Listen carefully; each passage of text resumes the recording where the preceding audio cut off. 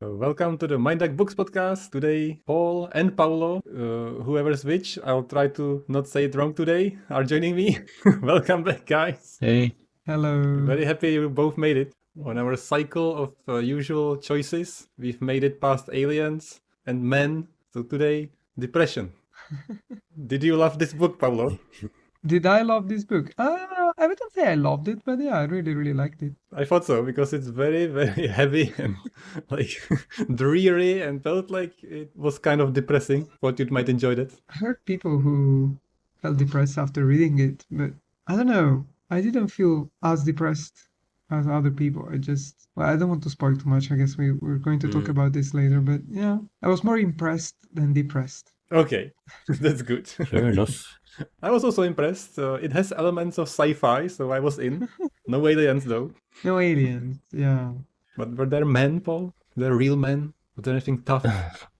Anything grimy, gritty, rough? A little bit, you could say, in terms of rebellion. Yeah, maybe. A little. And also some, like, pretty gruesome parts happened. Yeah. Only real men can read those. I felt like I was back at university reading miserable stuff again, because I was really into like Kafka when I was in university, because it was really depressing. Oh my god.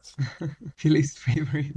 I hate that. Yeah, this book it's pretty miserable. Especially at the end, I felt quite hard to get through for me, actually. Oh, really? Yeah, not because it was bad, but I mean, just the descriptions, and it's kind of very realistic in some ways, I guess. Yeah, it feels too real at points. That's really. what kind of was not upsetting me, but yeah, just really visceral. Exactly. Yeah. I think it's very much because of the writer's experience, like what he's been through. Yeah, which I discovered in the past few days as well. Like, wow.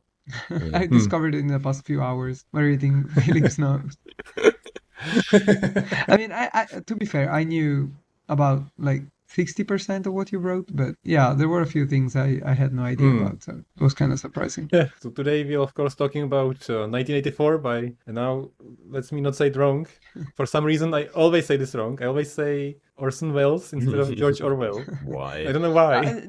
Okay, so first, I need to stop you there, because when you wrote that, I was like, okay, someone who can finally understand me. I made that mistake a gazillion times. Yeah. So, like when I was in high school and people would say, oh yeah, War of the Worlds. Oh yeah, you mean like by George Orwell? No, Orson Welles. And then there's like also the writer of Trainspotting, Oh yeah, what's his name? Orson Welles, if I remember correctly. Oh, So, okay. I Even worse. constantly mix all three of those. I feel less dumb than how it is said it. Irvine Welsh, sorry. Yeah. Okay. Anyway, yeah, I always confuse those three, and So every time I say Paul instead of Paulo, and every time I say Orson Welles instead of George Orwell, you should slap me virtually. I can't deal with that.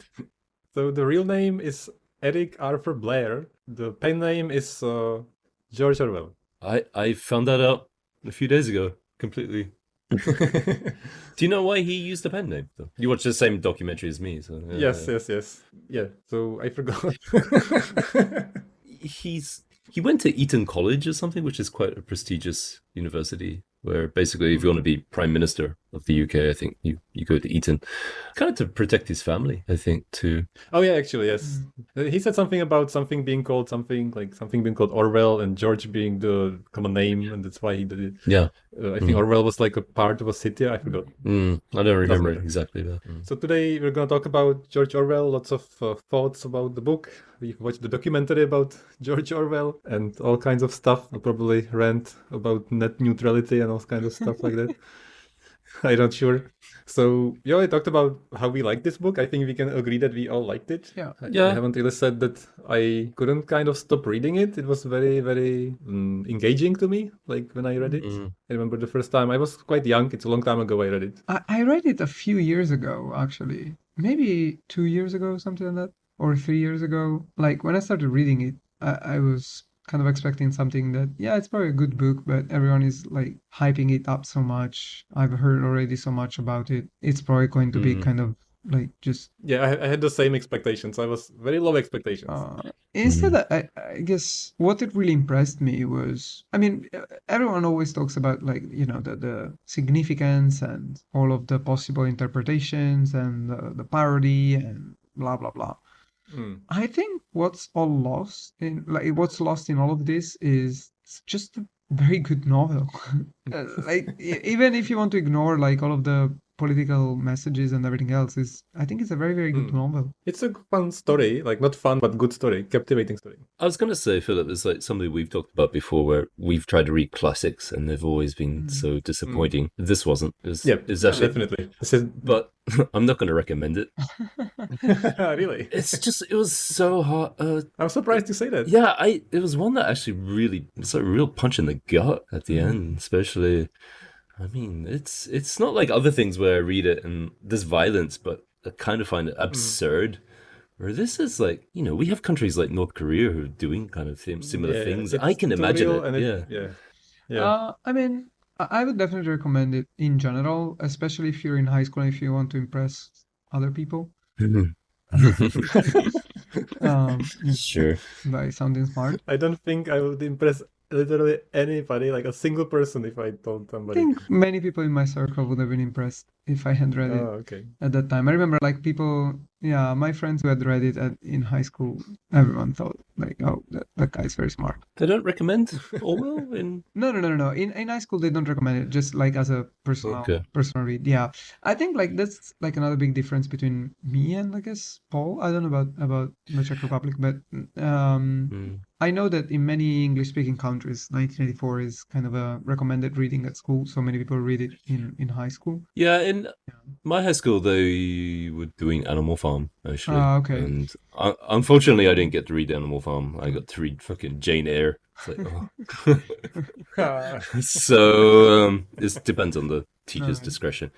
But yeah, they do recommend it. I don't know if I'd recommend this to, maybe. I'd recommend it, like jokes aside, I'd recommend it to lots of people just because, again, I think it's a very, very interesting book. And I think so many people have heard so much about it. And there are some elements which have become like part of popular culture. I mean, I don't want to say it spawned a genre because I guess dystopian like novels already existed, but it almost like it definitely made it famous. It together with Metropolis by what's his name, like the German director. Anyway, so Metropolis and 1984 probably are the two things that made dystopian kind of popular and widespread. So I'd recommend it. I think it's one of those things like, why, like in Italy we always say why you should go to the Sistine Chapel. Do you know what the Sistine Chapel is? Yeah. Okay. So it's one of those things which is like, if everyone talks about it, everyone says it's it's a masterpiece and blah blah blah. So yeah, why should I go there? But then you go there and you're like, wow, it's actually pretty amazing. So I feel like this is kind of the same. It's one of those things where it is an amazing book and it has some amazing ideas. So yeah, just read it. It's pretty short. I absolutely agree. It's definitely tilting the scale on the side of the classics actually being good. We keep saying how the classics are horrible. Yeah. So this one definitely is engaging. It's a well-written story, very thoughtful and very sinister.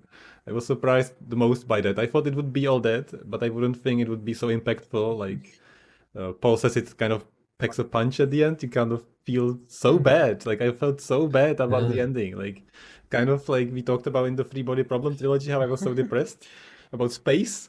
So in this, I had a very similar feeling when I finished the book. I was like, this probably happens. Those books depressed you, and I read the same ones, and it had zero impact on me.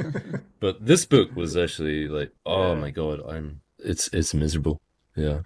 That's I mean, credit to the author. It had an impact.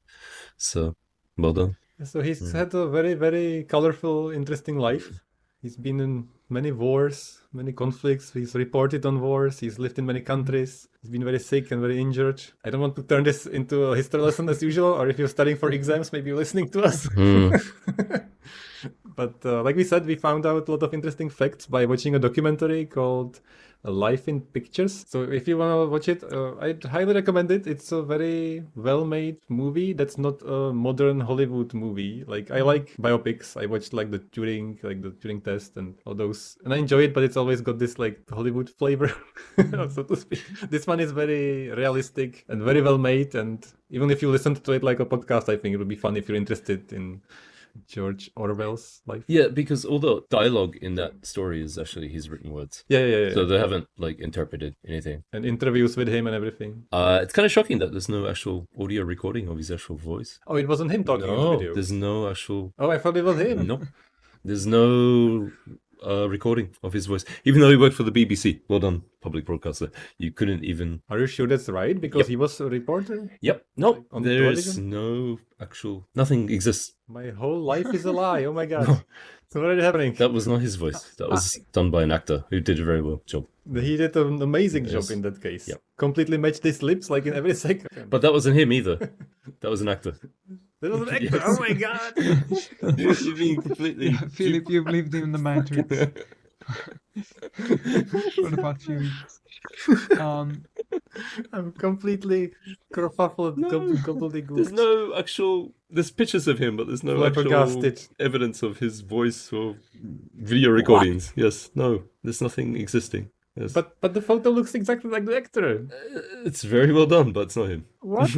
I was even about to say, like, I like his demeanor and the way he talks a lot, and everything seems very, very well put, except his mustache. I hate his mustache. But I guess it's not his mustache anymore, so it's fine. No. Wow. Yeah. Okay. I do want to say that I feel that writers in the first half of the 20th century all had like such a crazy life. Like every time you read the life, like I mean, of course, in Orwell's case, for example, he went to fight in the Spanish Civil War, and Hemingway was also there. Yeah. So this is it's just an insane. example, but like for our episode 100 when we will read Celine, his life was also completely crazy. We should start working on it and make Yeah. Paul join us on this adventure. Well, if you want to talk about like the story that was a gut punch for me, like Yeah, we'll definitely get to that. That's definitely something I have to experience. I promised. Right. If Paolo's still gonna be here, I have to do that to honor that. So I'll do like a super quick summary of his life and maybe tell me any facts that I skipped and you found interesting, and then we can move on. Just like a quick overview. So he was born in India in 1903. And he was raised in England. He worked in the police force in Burma. Him working in the police force in Burma actually really impacted his life in terms of what he produced later. If he continued that job, he would just become like something very kind of brutal. Yeah, so I think he when he got out, I think it was kind of a good decision. Definitely. There's a very, I'm not sure how to describe, heartfelt, depressing moment in the documentary when he talks about the time in the police force where they had to hang somebody. Yeah. It was awful. And that was really impactful for him. One of the tipping points for him to quit the police force. Yeah, he would have said he'd just become like sadistic if he stayed in there. Yeah. So That, and then off he went to join the war. Like... So when Nazism was spreading, Spain rebelled or kind of tried to stop it. So the Spanish War, he joined just for the ideal, and he wanted to also fight in person because he didn't want to just watch that all happen. And he got shot in the neck. yeah, he stuck his head out of a bunker or something. Yeah, right through his neck, but it didn't hit an artery or something. And he made a comment as well. He said that he was there for like 20 days and he's only fired like 3 shots or something. It was kind of like a ridiculous situation. They talked about how 1,000 bullets are needed to kill one soldier. No, it's 1,000 bullets to kill one fascist. Yes, he said. Yeah. So it was going to be a while. They say it takes 1,000 bullets to kill a man. But at this rate, it would take 20 years before I killed my first fascist. And they talk about the Cold War and what that was like. It was really interesting, really captivating, the documentary. He also talks about his life, how he was fascinated by the poor, and he spent a lot of time in Paris and in London talking to and living among the poor class, and just seeing what kind of ideals and value they have in their life, and was kind of fascinated by that. And then he did reports of the Second World War on the BBC, which I am absolutely... I don't understand how there's no recording of that. It's shocking. Yeah, it's unbelievable, isn't it? Yeah.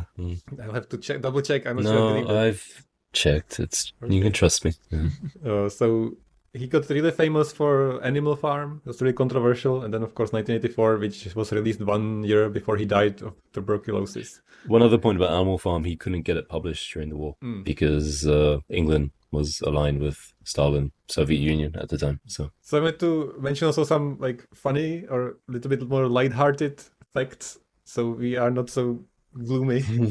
One of them being that he had a goat called Muriel. And in the documentary, he gives you a full-on description and detailed instructions on how to milk it, which was very amusing. Which I thought it was him, and I was like very amused, but it's just an actor, so I'm very disappointed. Muriel. Milking hints. Get her up against the wall. If she gives trouble, you can steady her with your shoulder. And, having greased your fingers, massage the udder a little and then grip the nearest teat pretty firmly at the root. If you are gripping at the right place, you will feel it fill with milk and thicken in your hand. Then, still gripping pretty hard, if you are hurting her, she will soon let you know. Your dream of him teaching you how to milk a goat has been crushed. Yeah, I was meant to be taught how to milk a goat by George Orwell. And I'm sorry. He also gave instructions very detailed on how to drink tea properly. This is for you, Martin, if you're listening. We have to play this clip from the documentary because we are all tea lovers on this podcast. I don't know about Paul actually, but I'm a coffee drinker. everybody else is obsessed with tea here.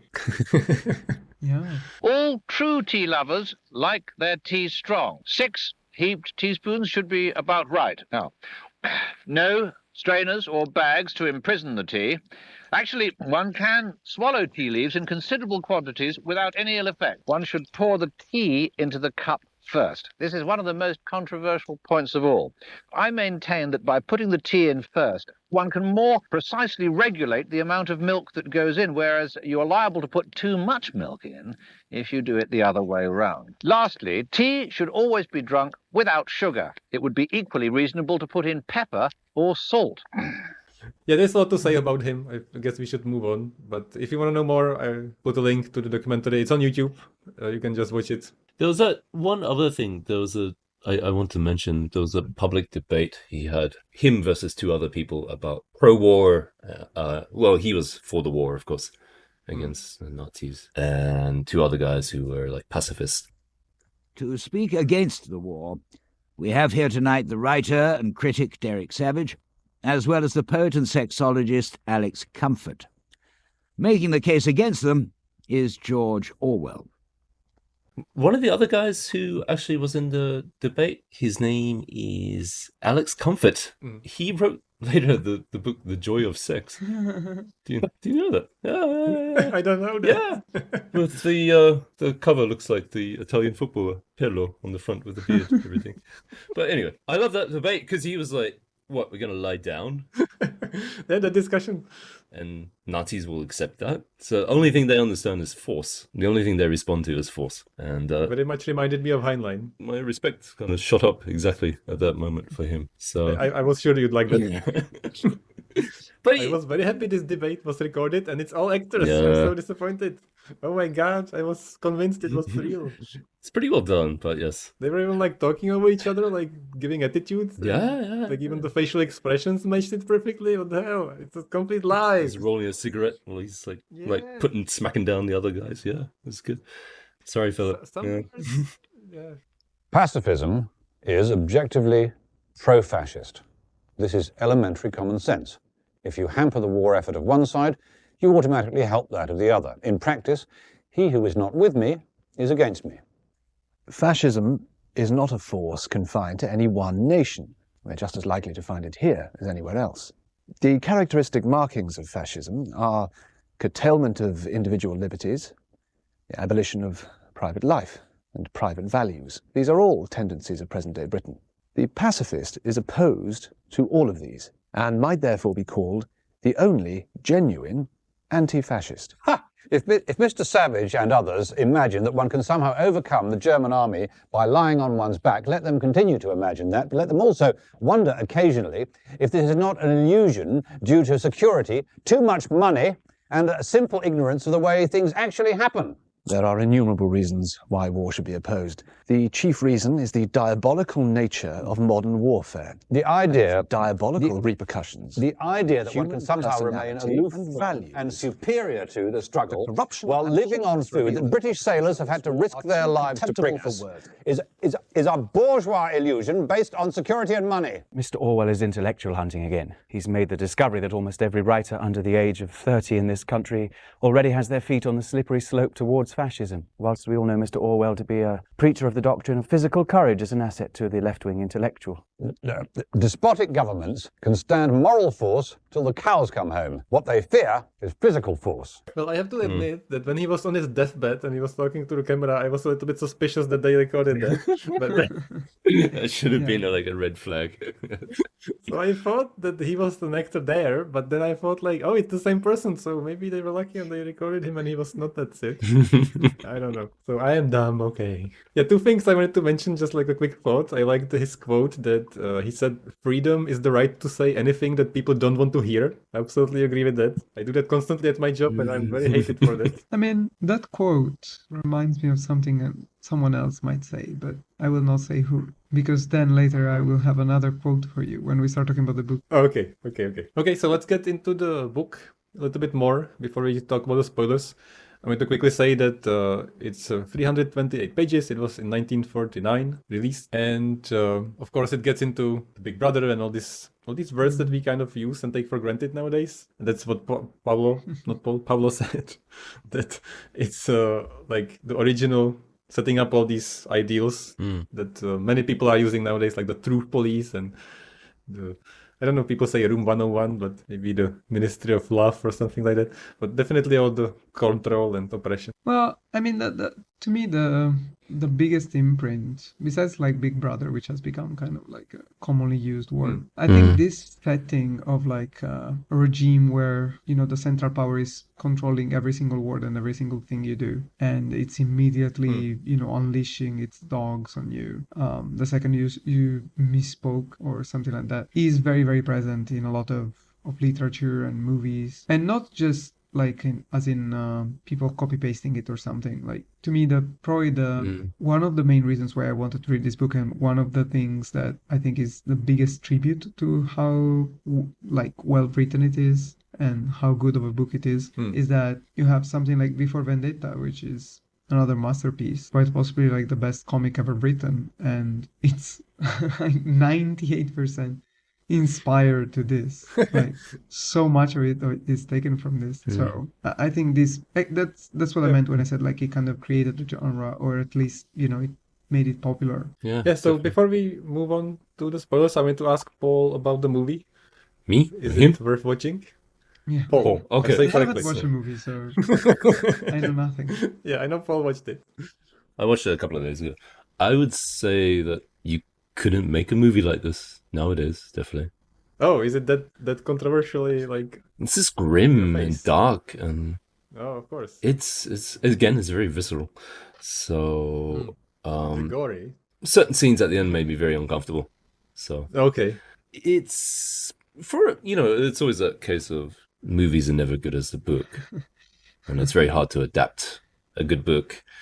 But they did a pretty good job, I think, of actually, you know, copying the skeleton of the book.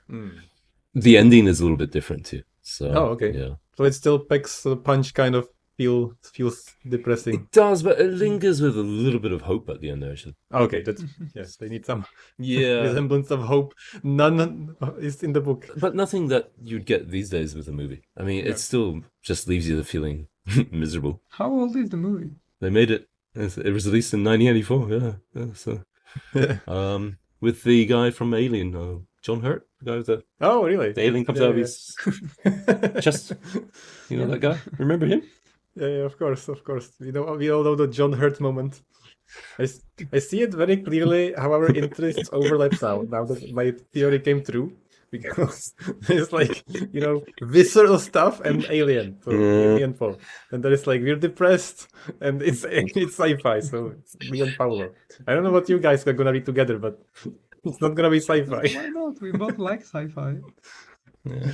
I do too. Yeah. But I mean, like it's not the main thing. Like I'm there for the sci-fi. You're gonna have to read something visceral and depressing. I don't want that. You will have to. I was gonna say, in the movie as well, like there's some like kind of nudity and sex scenes, and when I saw the lady naked, I was like, wow, that's really 1980s, like Bush. And but they mention in the movie about the lack of razor blades, so it kind of makes sense. And also, that's good. Like, sex is forbidden in the story, so it makes complete sense that you wouldn't Well, be it able is not to forbidden. take care of yourself properly nor think about it that much. Well, they it's try to repressed, repress it, Yeah.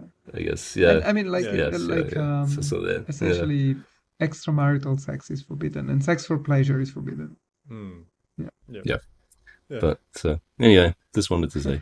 Before we start with the spoilers, I need to say one thing because I'm curious just what you say. Hopefully it's gonna be short. One of the thoughts that always stuck with me and I always quote, like every time we talk about politics, it always comes up to me, and that's the Ministry of Truth and how the people who control the past control the future.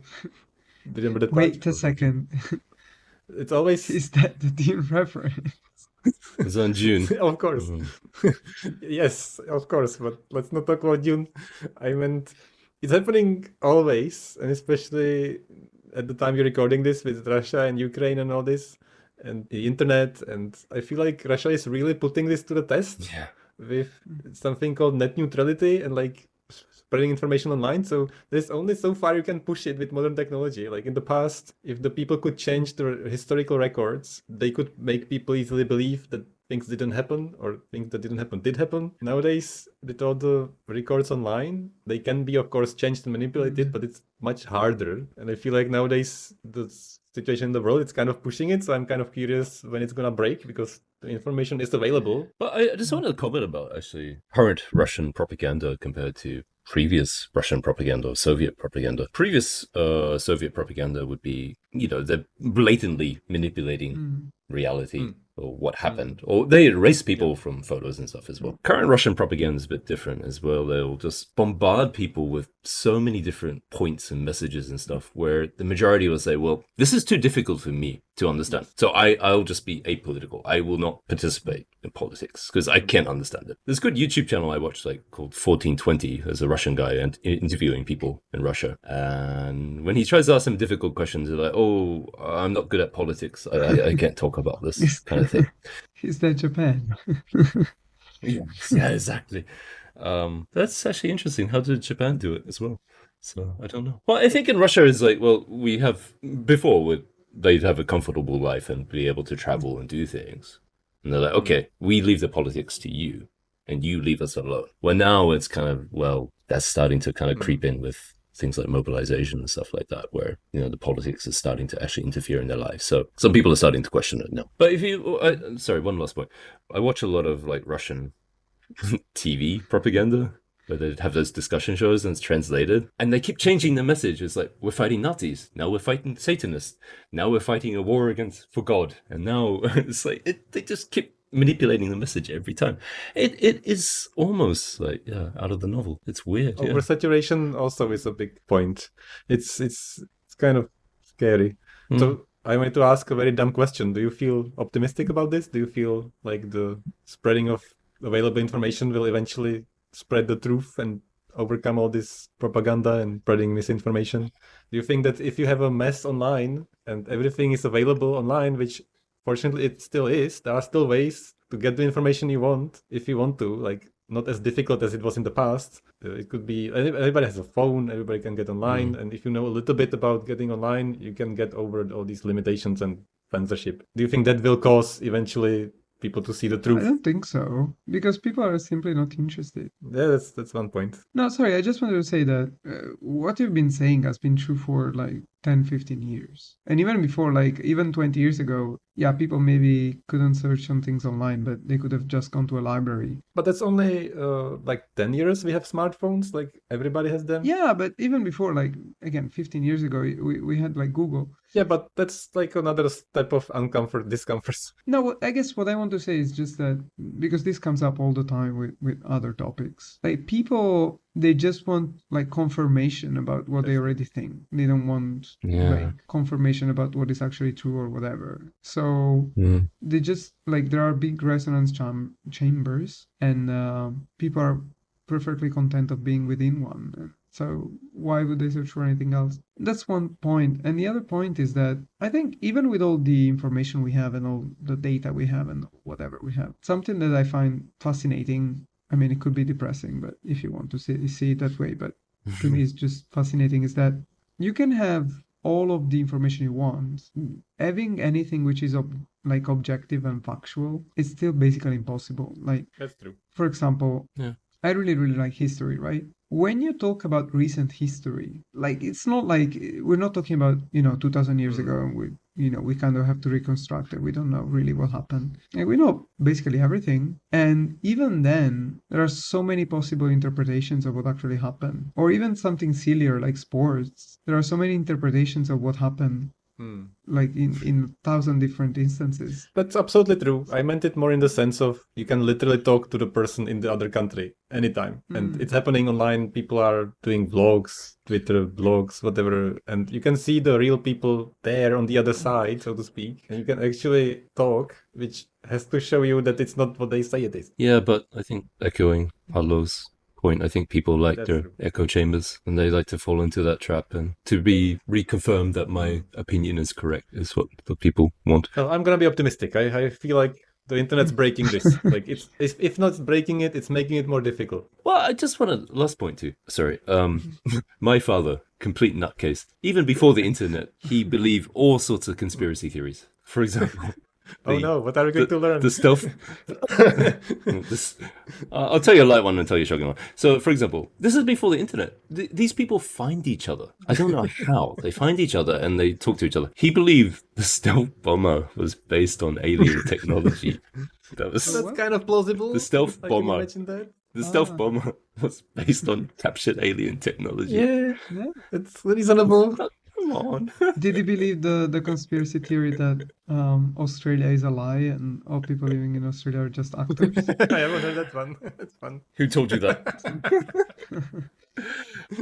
The other one I have very that reliable sources. like HIV was created in a lab to like Yeah, that's I'm okay with those. depopulate yeah. If he said the that's moon just- was hollow, I would be very upset. But this is kind of I can see how he could believe that.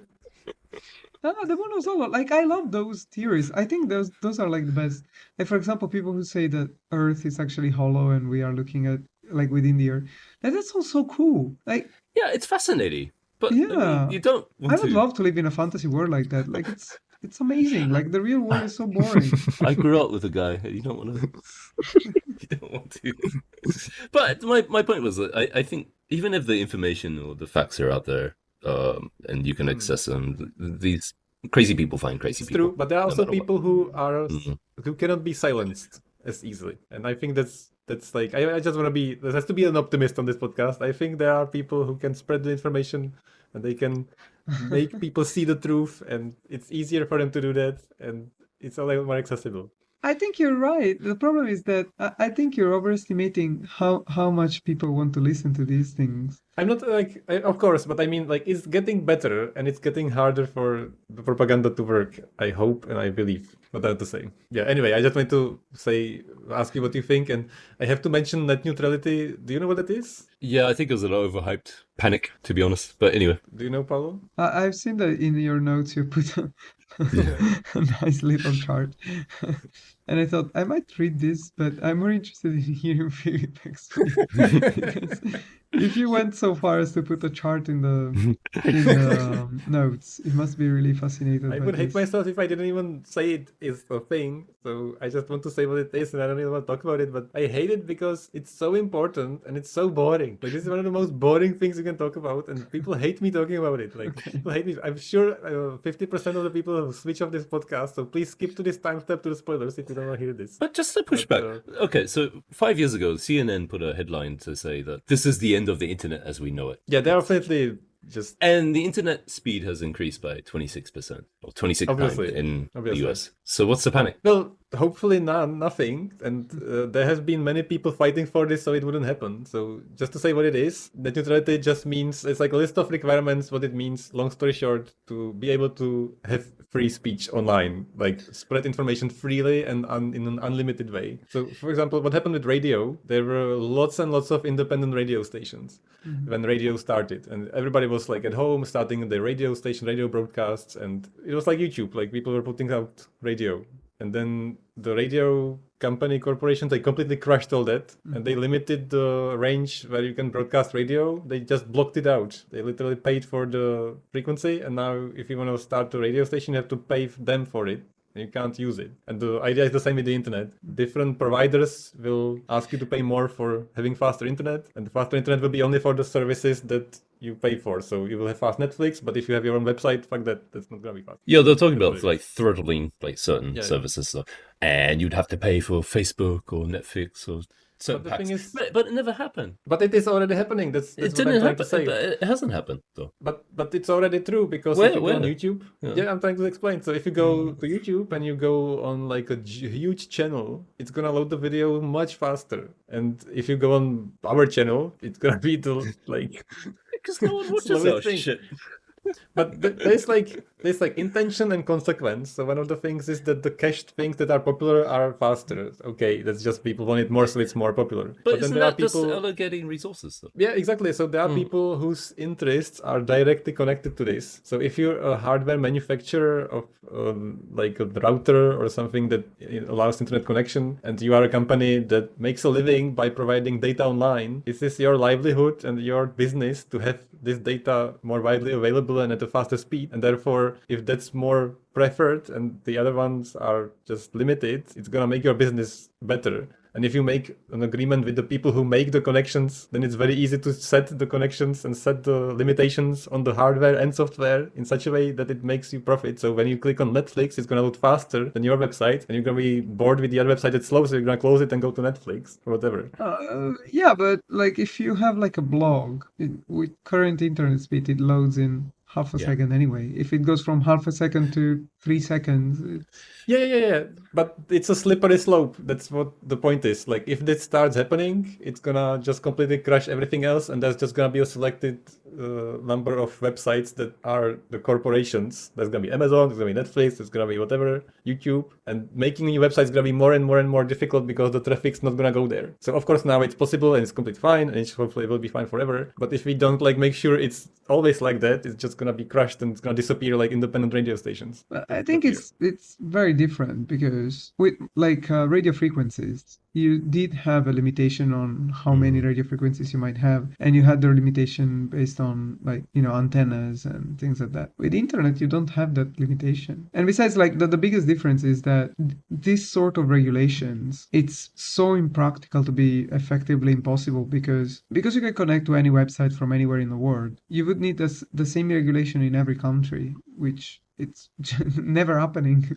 But that's not the regulation, it's the companies. How many internet providers are there? How many internet providers? It's you can count them on your fingers, like the big companies. But they're different in every country. And those companies have, but that doesn't matter. Every country can control it in their own way. But if there is a limited number of people who provide the internet connection, then they can control how the internet connection works, and they can be paid for having it faster or slower. Is there something stopping another company entering the market though? No, but that's the point. Like the other company, that's not the good thing. Like that's not only another usurper that's gonna take more of it and limit you. Yeah, but the problem is that like if you have, but even if you don't have a new company, if you have company A, B, and C, if company A and B put those limitations and company C doesn't, everyone will switch to company C. Exactly. But what if all of them get paid to have the same limitations and then there's nothing else? But the amount of money they would make by not doing it is so much more. Yeah. If you're the only one who doesn't do But it. who's gonna pay them for not do it? Like the companies. No one. But like the users will all shift to the company who doesn't do it. But the users don't care at all. If it's a free market, why would you choose? Because the freedom that is important, that's the thing that people don't care about because they take it for granted. But that's not the case because like if they tell you like, oh, from now on you can't go to blog X or like Reddit or whatever, like people would immediately shift. Exactly. Okay, I think I should stop talking about this. I just wanted to mention that I don't know why there shouldn't be a law for this. The idea was More regulation. the regulation is to not have the regulation. Yeah, that's a free market. Yeah, and that's the thing they're trying to stop. So in 2010, when Barack Obama was... Yeah, and all the predictions that they made about the internet becoming slower or more restricted haven't come Yeah, true. because he prevented it. Like, he did a lot of work, and they passed a law so they wouldn't happen. But the FCC overturned that under Trump. Yes, Not that I and despise Trump, Yeah, but I mean, all the predictions about what the internet would become haven't become because true. people worked very hard for that not to happen. I've seen that. Now they take it away under... Yeah, Does Japan have net neutrality? I don't know. It doesn't. It doesn't. It doesn't matter. I just mean it's good to know about what this is. And How many internet providers do we have in Japan? not many. What? Yeah, but it's the same company. Like, if you look at it, there is, I don't know what it's called, but like I saw 5 different names, but it's connected to the same thing. I think there's like 3. No, the network is owned by one company. An NTT, Yeah, but they all lease it. Yes, that's the infrastructure. They're all basically they can all charge the price that they want. Anyway, Okay, so let's move on. we can debate this all night. Yeah. I knew I shouldn't have talked about this, but I at least wanted to... Yeah, I just wanted we're to... kind of generating it. The point is, I want the Yeah. listeners to know what this is. That's all I want to do. So I'll cut more of it. I'll just say what it is, and that's all. So I'd recommend the book, and I wouldn't recommend it for fun. That's my end of the non-spoiler section. I think it's very depressing, so don't read it if you're in a bad mood. I would recommend reading it regardless. Just again, it's a very interesting novel. If you just like reading books, I think it's a book that's worth reading regardless. It's very engaging, but it's not for an exciting story. It's more like a thoughtful, crushing, little bit heavy story. I mean, yeah, like I would say it's not a light-hearted story, definitely. But do we like those? Yes, please, Yeah, sometimes. Okay. Okay. So let's get over the plot. It's gonna be quite brief, I think, and then we can talk about any other comments or just interrupt me during the plot if you want to talk about something, I guess. Yeah, so the story takes place in Oceania, and there are many limitations we already mentioned. There's also an endless war going on. Nobody knows why or where or what. Yeah. Sometimes something explodes in the streets and they don't know why. They're not very well informed. And it's all based on just making the ruling class more powerful and the working class and the poor people just not having any control. And of course, the Big Brother is watching. Yeah, I was gonna say as well. There's like 3 superpowers in that case Yeah. as well. So the world is divided into 3 different superpowers. And by the way, okay, very quick mention, because I mean I understand like there was no intention or anything, but I find it kind of, how can I say, antiquated, because when the book is talking about the 3 superpowers, it's saying that essentially Oceania, which is Europe, well, some of Europe, like Great Britain, and some of Europe, and the US, and well, all of America probably. I think it's something strange like Eurasia. Yeah, then there's Eurasia, and Australasia, then something there's strange. the Asian bloc. Essentially, it says that they are kind of even because the one has the technology, the other one has the resources, and the last one, which is the Asian one, it says because Asians can reproduce very quickly. It's terrible. I don't remember that part. Yeah, it remember says that either. something. This is not the words it's using, but essentially that's It's what it's awful. saying. Which again, I understand what it wanted to say is just I see. Well, so the regime is super strict and many things are prohibited, especially free thought, commenting on anything, free speech, individualistic notions, I guess even hobbies. Having sex is frowned upon for pleasure. yeah. Essentially, it's an extreme totalitarianism. I mean, it's an extreme version of what totalitarianisms were during Second World War, especially Stalin's regime, but not only. I would say like also what there was in Italy, what there was in Germany, what there was in Japan. So there's also the Ministry of Truth, where the main character called Winston works, and his job is literally to change historical records so it aligns with the propaganda and the people in power, what they decide happens. That's what happened. So he's got a very mundane, very frustrating, very stereotypical job. He goes back in the archives, changes the headlines and the texts, censors things. This part in the movie was actually quite visually nice, how they do it, the setup of the cubicles and how he's changing the text, and he puts it in this bin that kind of this Yeah, fire just comes burns out and stuff. everything. Yeah, it's really cool. Yeah. So Okay. it's quite visually striking. So, Yeah. it's nice. Yeah. And I kind of felt the character like the whole book. It kind of makes you feel like him, I feel like. Did you feel like that? I don't have varicose veins in my leg. Well, at first, like, he's kind of completely miserable in his life. Like, he has a problem with his leg, and, he has just enough to carry on, like, just enough food, just enough items to carry on. And, he has booze, but it's like super low quality gin. There's no happiness in his life. Yeah. No, nothing to There's look nothing forward to. good. Yeah, there's no strong zero. This is the cheap version of Strong Zero. Really? I'm on the victory. Is there an expensive version of Strong Zero? No, this is the cheaper one. Okay, yeah. This is Victory Zero. Victory Zero, please sponsor us. But yeah. So one day, a very attractive lady appears. Yeah. in his Coworker. office. I think they just describe her that she's got like black hair or something. That's about it. I don't know what they tell about her. She's a part of the anti-sex league as well. Yeah, she's part of the answer. He really hates her when he first sees her as well.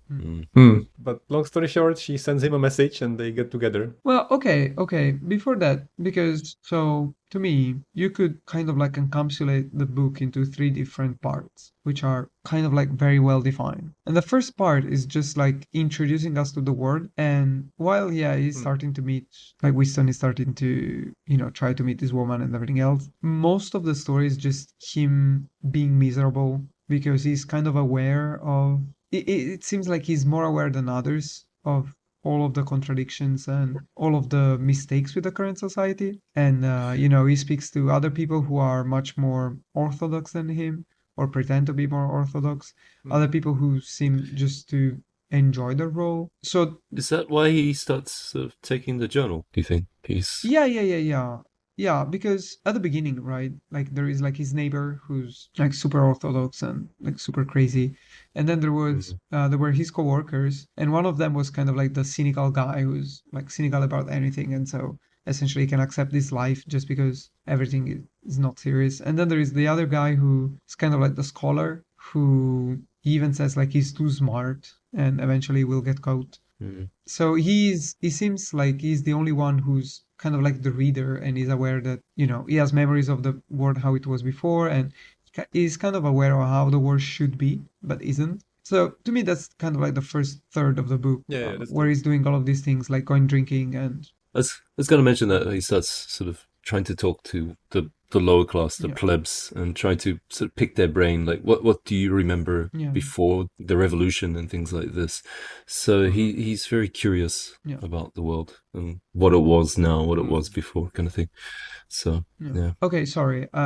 One last thing I wanted to mention, because I tried to keep this short. So I was looking at your notes and you were mentioning like the working class and the poor people. I think so. This is to me one of the most interesting points of the book, because I'm not sure whether this was intentional or if this is just the result of how, in a way, accurate prediction has become. Is that so? In this world, essentially, there are 3 main classes. There is the ruling class, which is basically kind of like the aristocracy. Then there is kind of like the middle class, and Winston is part of this middle class, who's the one. Like the middle class is the one who's mostly subject to like most of the controls, because they receive some education, but essentially the punishment, they receive some education and some benefits, but the punishment, so to speak, for these benefits and this education is that they have to be extremely loyal or extremely under control of the regime. Then there is the working class. So the proles are the working class.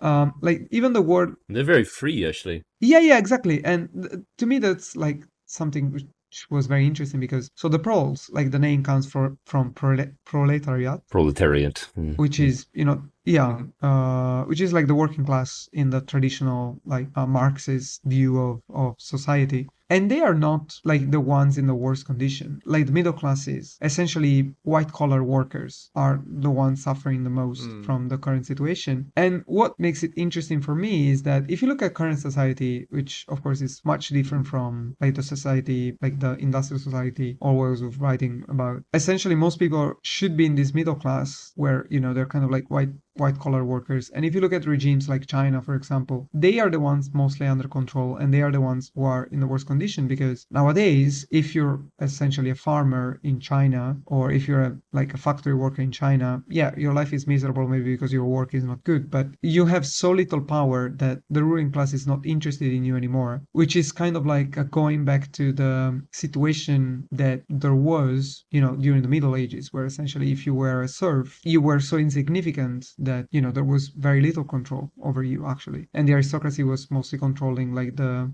burghers and the people living in the city. That was something that I think the writer found fascinating. That's why he liked to talk to all the poor people and see where can you find the freedom, so to speak. And the only place where people actually felt like they were having control of their life were the poor, because they weren't part of the system. Yeah, exactly. Because they have been so much marginalized. Yeah, I think that's still a lot true today. I would rather be on the street doing nothing than being overworked to death. To be honest, I don't know if you feel like that, but yeah, of course, I'm exaggerating, but it still happens. I think freedom has increased quite a lot, actually, for a lot of people, actually. So, I mean, in terms of what relationships you can choose with people, or what you can do, or where you can live and things like that. More freedom produces more wealth. So, but anyway, it's on a different topic. I'm optimistic. Yeah, I'm kind of a little positive as well. But anyway. Yeah, Paolo, you hear that? No, but I completely agree. So, okay, I guess I want to say this. I'm sorry, I've been talking way too much, but anyway.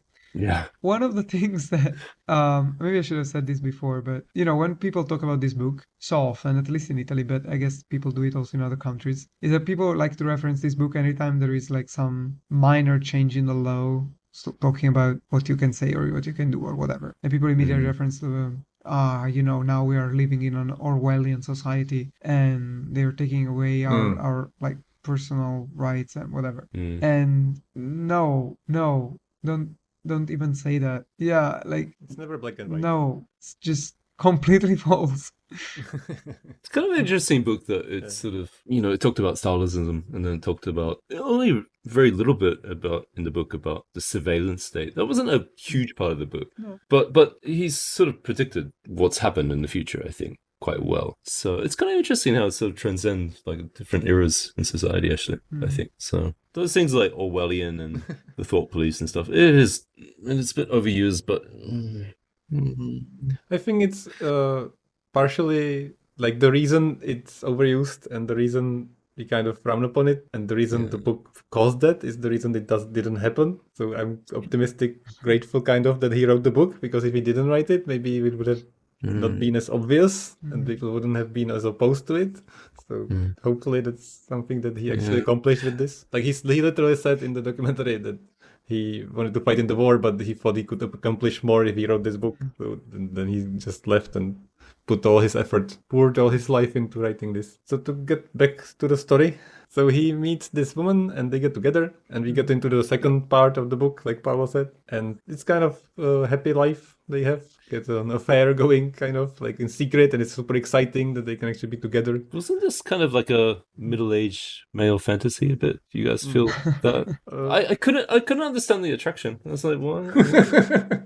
Any age fantasy. I mean, I thought as well she was definitely playing him, as in she was part of the regime. He also says it. He feels like she is a spy and she's trying to find out that he's actually going to be a rebel and he doesn't trust the regime and all this. So he's very suspicious, but then they just fall in love and it's all idealistic and they can't find a place to have sex. So like literally can't, because it's forbidden. So they move out to the countryside and they find like an apartment. Into somebody's... No. The apartment is in the middle of the city. No, first they would go on these... hikes? Like events. Which is like hikes, and then they would just... Because in the countryside there's not that much control, they would just go to like abandoned churches or something like that. Like in the bushes. Back in the good old days. Anyway. Yeah. Good old days. Yeah, I mean, this really reminds me like anyone living in my hometown when you're like in high school. Yes. Anyway. We're learning all sorts of things on this episode. This is me too. Anyway. So they rent a room above the is it like a junk shop or an antique shop or something? Yeah, it was kind of like a shop selling like secondhand goods, Mm. which essentially were mostly like goods from like the previous war, and that's where like Winston originally bought, you know, the pen and the diary. Yes. Because yeah, it's essentially impossible to find those in the current war. So It's not illegal to buy that stuff, but It is legal to write those thoughts in Yeah. it's kind of a gray zone. Yes. there.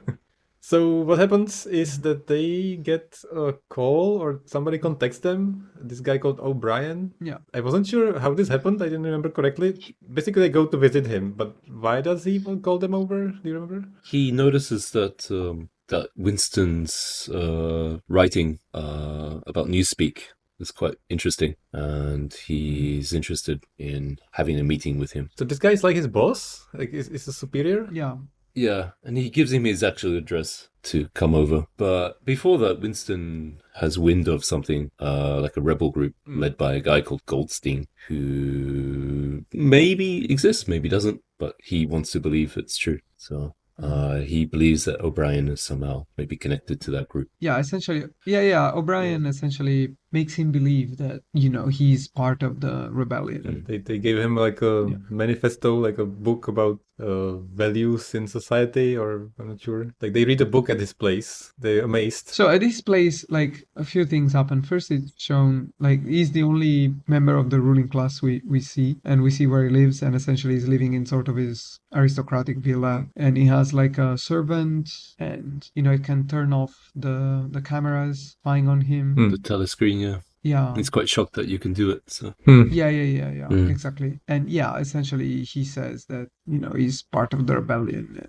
and a big member, like a big guy inside the rebellion and everything else. And there's a very important point in this as well. He asks him a series of questions. Will you be willing to do this? Will you be willing to throw acid in the face of a child for the rebellion? Will you be willing to kill? And Winston's like, yes. And then he says, will you be willing to leave your mistress, Julia? And she says no. So this is the point where they're like, there's something that he's willing not to do. And that is sort of giving up her. That's a really key point in the story.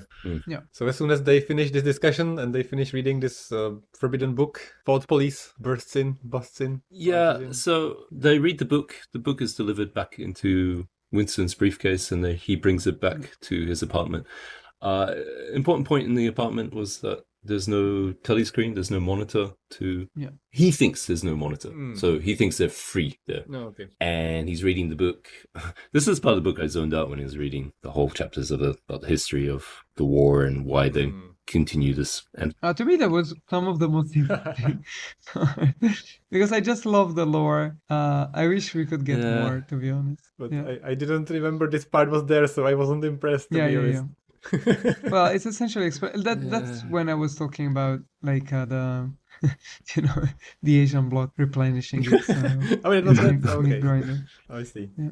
I remember snippets of it, but yeah. So he's reading the whole history of it. He's reading it. I'm like Julia in this part. She's like just falling asleep exactly. on him. She's while not he's reading the book. I'm like zoned out. No, Yeah. it's like that. And suddenly the painting of the wall falls down, and it's revealed that there's a telescreen there, and Big Brother has been watching. Stand up, don't move. We're listening, kind of thing. So we know what you're doing. Immediately gets arrested. Yeah. So then we get to the third part of the book, the last one. Which is the punishment. So they take him to the Ministry of Love, which sounds so sinister. It's so on the nose, like kind of like evil villain-ish, but at the same time very dauntingly real. Like it feels so bad, like what happens. Yeah, there's a part of the one where he's waiting. Yeah. You can't move in the Ministry of Love because the cameras are watching you.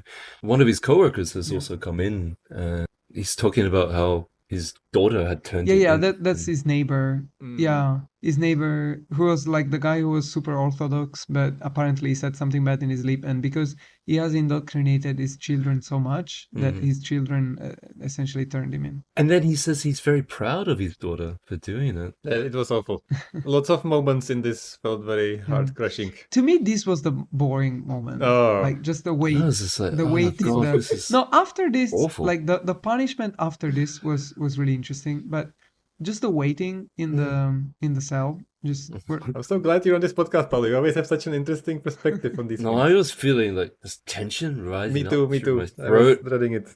I was feeling like in between you both, and I was kind of suppressing my feeling because I knew this would be there. I was sure this would be. I didn't think it would end that badly. I thought it would end on like an ambiguous note, or maybe would just be executed, or I don't know. But I didn't think it would end this badly, and I was kind of not feel anything. I was trying to like suppress my expectations to be so crushingly depressed, and I managed until the very end. And at the end, I was like, oh my god.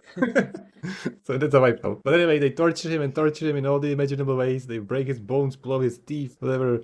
So many horrible things happen, and it all builds up to him facing his biggest fears, which is before that, sorry, something we need to mention because I think this is kind of like one of the keys to the book. So while he's being tortured, first the guy torturing him is O'Brien. Oh yeah, we didn't say who gave him up. Yeah, who was actually ratted him out. Yeah, so O'Brien. Sorry, the guy who was renting him the room was also a part of the thought process. Yeah. So, the guy who was renting him the room was just essentially a cop in disguise. Yep. But O'Brien was essentially kind of like this crazy scientist who had been manipulating him all the while, all the time. Because apparently, like he says that his telescreen actually can also not only be used to watch but also to transmit, and so essentially he was giving him visions while he was sleeping. Oh my god! To make him do something. I forgot that part. Yeah, because like one of the reasons why he trusted O'Brien so much was because he felt like he had heard his voice before, and it's revealed that essentially O'Brien was speaking to him while he was sleeping, to make him trust him and to do certain things. And then O'Brien essentially, like while he's torturing him, to me this was the very interesting part of this last part of the book, which is like he's asking him all of these questions, essentially to get him to break. And there is in particular one question is always asking him, and he's never giving him Winston is never giving O'Brien the answer he wants to hear until the end. Yes. Yeah. It was kind of dragged out, not boring, but very just dreary, this whole section. And then they go to the room 101, which I learned in the documentary. That's the room that George Orwell worked at in the office at the BBC. I didn't know. And this is the room where they finally break you in the worst way possible, and you have to face your worst fears, which they know because they've been watching your whole life. And in Winston's case, it's just rats. So they strap just a cage to his, I thought it was chest, but I guess it's face. No, to his face. I swear I remembered that it was not to his chest. Maybe that's a different story somewhere else. I think they were mentioning about how rats like devour people and stuff. So maybe they mentioned something about the chest, but no, it's to his face. Yeah, and they just have the rats, like they make him think the rats will eat through his face, which is awful. And because he's just scared to death, they keep asking him these questions, and they keep asking him like what he would do, what he wouldn't do, and they make him say that he would give Julia up. He says, I think, do it to Julia, not to me. I can't take this anymore. I'll do whatever you want. Just do it to her, not to me, which is awful. And that's the final point where he finally says what they want to say, and he's completely broken. At that point, they both released them, Julia and him. And Ministry of Truth and Ministry of Love and all they just stop caring about them because they know they've broken them completely. And the worst... Sorry, the ending's a bit ambiguous. Like, he's basically going to be shot though, isn't he? No, okay. So he says that, so within the book, there was this conspiracy theory about some of the officials who were part of the original group who made the revolution, and one of them essentially opposed the current regime. And, essentially from what Winston learns, the guy had been captured and then he had been released and he was completely broken. And then when everyone forgot about him, they shot him. Yes. So essentially Winston is thinking like, okay, they released me, but for now they want just to let me think that, I'm safe and I'm done. But at some point when I least expect it and when no one really cares, they will shoot me. That's what I was thinking, yeah. Oh, okay. So it's kind of unclear. But there is one more point where they meet after they get out of the prison with Julia, and they're just two empty shells of person, completely broken, and they just keep smiling, watching the news that they have to watch and doing what they have to do and going on with their life, doing exactly what they want them to do. And that was just so crushing, and it's a very bleak ending to the story. Yeah, and in the end, he says that he loves Big Brother for the first time, like, because that was kind of like the slogan they had to say all the time. But for the first time, he feels like he really believes that, and which in a way was kind of like a Stockholm syndrome, where like essentially he's essentially falling in love with this carnivore. I have to say, on the story list of books I've ever read, this is one of the like darkest endings, like the not like darkest endings, but like the worst endings. Like if I was convinced when I was reading the story that there would be some like glint, slither of hope, something a little bit like maybe in the movie. Yeah, I was going to mention the movie. In the movie, he's sitting in the cafe and he's just playing chess with himself, and Julia comes in, of course. But he's writing in the dust on the table. It's like 4 + 4 =, and his fingers are sort of hanging. He doesn't answer the question. Okay. Yeah. And then when he's looking at the Big Brother telescreen, he sees Julia's face saying she loves him. So it kind of leaves you with a little bit of like a glimmer. Okay. I see. Maybe there's something left. I was convinced there would be a glimmer of hope, but this is not a Hollywood production. This is so crushing reality based on experience. Yeah. So it had to end like that. Yeah. And that was expected, but still very surprising when I read it for the first time. That was like the final like crushing, like I was feeling quite bad, and then when the book kind of ended, I was like, don't end now, say something else, please. I was expecting him to just be killed at the end. Exactly. So maybe if he got killed, I would have like a conclusion to it, like a thing. But when it left it open and the worst point possible, I was feeling so bad. Yeah. It's like was so bad. Yeah, definitely. I'm so surprised that Paul took this to heart so hard. I've never seen your face in such a grimace like this book. This is how I felt about Haunted. But Haunted is so ridiculous. But this is No, of just course. like, you can kind of imagine it. I just feel like, this I think it's very important for this book to exist. Like I think it literally might have changed the future when he wrote it. Like, I wouldn't.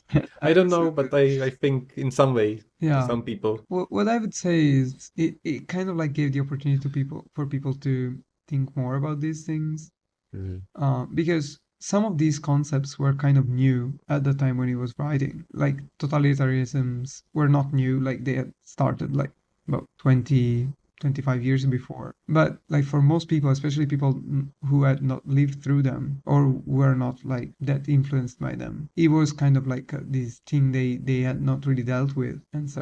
And for someone like us, where we just grew up in a relatively like free era, it is kind of a testament of how things went really wrong during the time of like in history. One of the things that, like when they were talking about the lore, again, for me it was very interesting. I really liked, and it was which is something that most people say when they read this book, which is kind of like the betrayal of the ideal of the revolution. But what this book is saying, which kind of connects to the quote I'm about to read, is kind of like the whole idea where like history is cyclical, but in the sense that even though there can be like big revolutions and big changes, eventually humans are humans, and so people who get in power, they just start acting as the people who were in power before. So the quote I wanted to read specifically was that scratch a conservative and you find someone who prefers the past over any future, but scratch a liberal or a rebel and you find a closer aristocrat.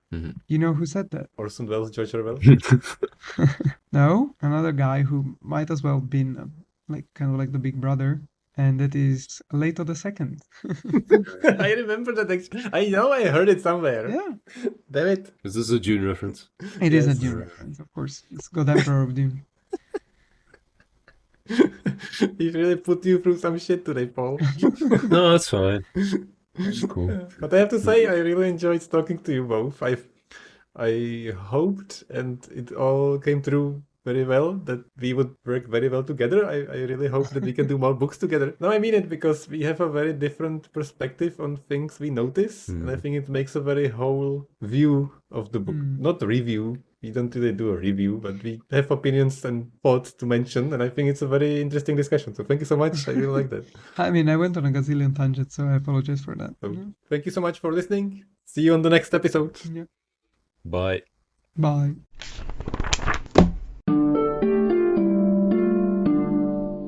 Thank you again for listening. Join us next time for Snow Crash by Neil Stevenson, a cyberpunk prediction of the future with Sumerian mythology, cryptography, hacking, katanas, and all kinds of nonsense to unpack. Rate us on Apple Podcasts, Spotify, or Audible, and see you on the next one.